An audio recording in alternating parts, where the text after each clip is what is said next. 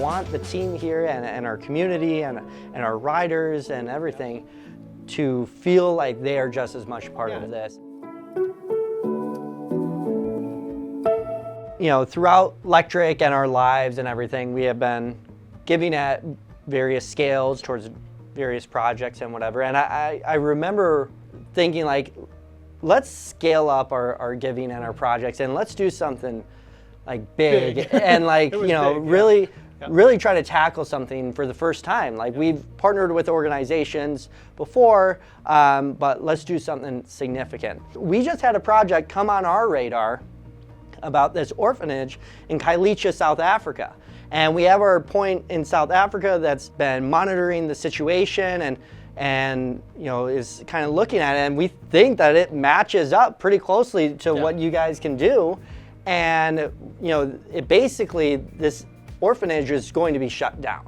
And it had asbestos, and it was really run down, not great living conditions. Over 100 kids, I think about 115, 120 kids lived at this, and they were all going to be displaced if this place wasn't like renovated. And you know, the government had to be provided a plan. The kids had to go into, you know, some of the other non-affected buildings and squish in there while reno, and it's like this huge thing. And I don't think it took us any time at all. We were like, yes, this is exactly what we were looking for.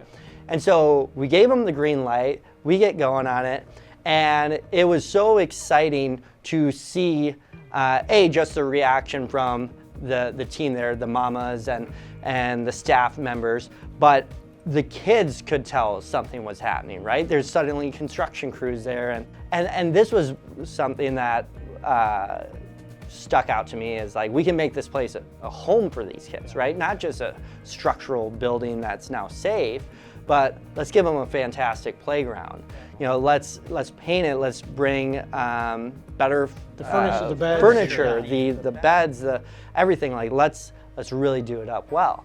And so it's like, not only were we over budget, and structurally there was still stuff that needed to be done, but then it's like, let's do all these other things. So I fly over there, and I wanted to see, you know, kind of the final project, and it was one of the single best days in my entire life. It absolutely is, because I remember going to the site, and I remember rolling up, and you instantly, in this rural, you know, kind of rough area, you see just this bright spot, and a great way to describe it is like hope and love, right? You have these bright colors and painted buildings that stand out, these great murals of hope. Get out and walking around, and there's kids running all over, and the playground is packed with activity, and the kids were absolutely adorable. So they were hanging on you. I remember you telling me. Literally, I remember when we went into the nursery part, which was,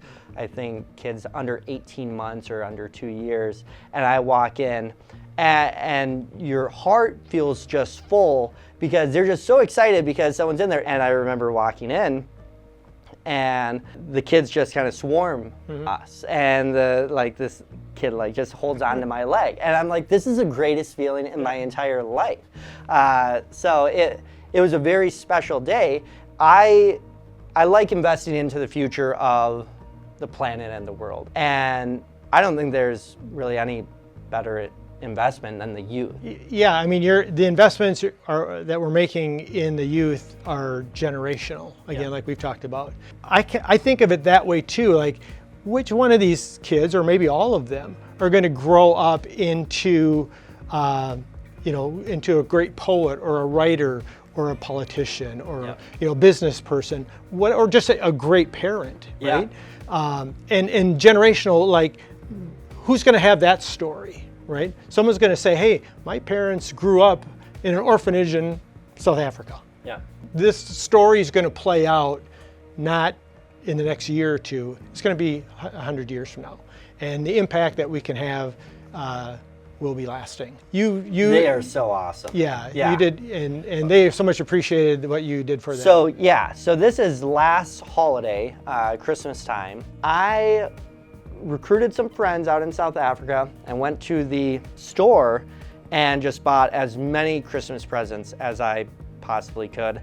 And then clothing, I think we bought about 1,000 clothing items in an 8-hour span, and then went back a couple days later and then bought hundreds of presents. But we didn't just get, presents for individual kids, like just skateboards and Barbies and whatever, but like we got trampolines, we got boxing bags, like we got all of like the big toys as well.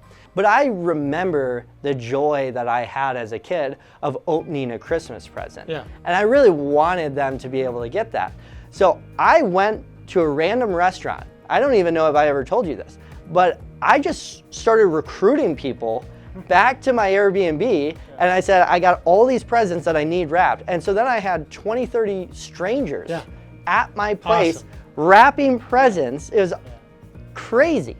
And we got them all wrapped and whatever, and then next day, a couple days later, drove them all over, dropped them out there, and it was really cool and special, and something I look forward to doing again. And we can do the project and we can contribute financially, but we also want to give time and be able to get involved and learn more, right? If I didn't fly there and see them, I wouldn't notice that, like, hey, is this cafeteria as good as we could be, right? Could we level this up and everything like that? And so that's been a really fun involvement, because it doesn't seem like we're done yet, and I don't want it to be done. And as we do these other projects, we kind of have that same feeling and commitment to it. So it's been a special ride so far. That's one of the great things about philanthropy and gifting, is you get to experience it.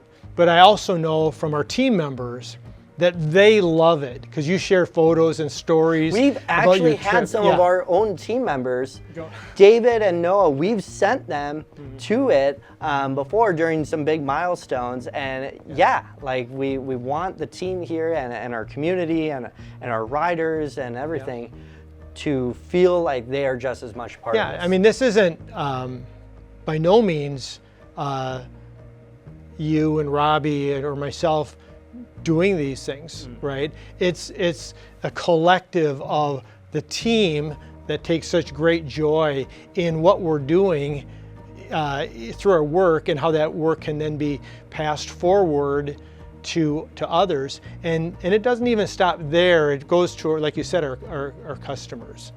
What we're seeing, I think, is this building of this great organization and community of people who are committed to doing good.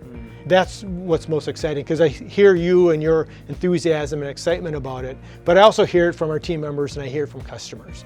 And that's what makes this such a cool project, because nobody wants to do this alone, right? It's always better to do things together, and that's what we're doing. By the way, I have to tip my hat to the teams that execute on this, because it is so incredibly difficult to project manage all of this and make it come to life. Very excited to see what comes out of it, not in 5 years, but in 50 years. These buildings that we completely renovated, and the added infrastructure that went into it and everything like that, this is going to be around for a while.